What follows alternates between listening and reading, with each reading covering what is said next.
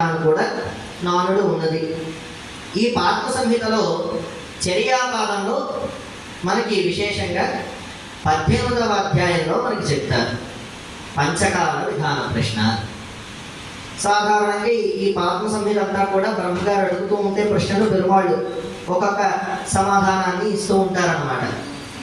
బ్రహ్మగారు అడిగారట, పంచకాల విధి జ్ఞానం ప్రశస్తం భగవన్నిహ విహితం పంచకే కాలే విధయశ్చాపి పంచకే.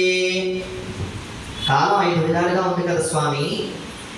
ఈ 5 విధానాల్లో కూడాను వారు చేయవలసినటువంటి క్రియలు ఏమిటండి, అదేమన్నా కొంచెం మాకు వివరింపండి అని చెప్పేసి అని అడిగితే బ్రహ్మగారు వాళ్ళు వారికి తదేకంగా జవాబిచ్చారన్నమాట.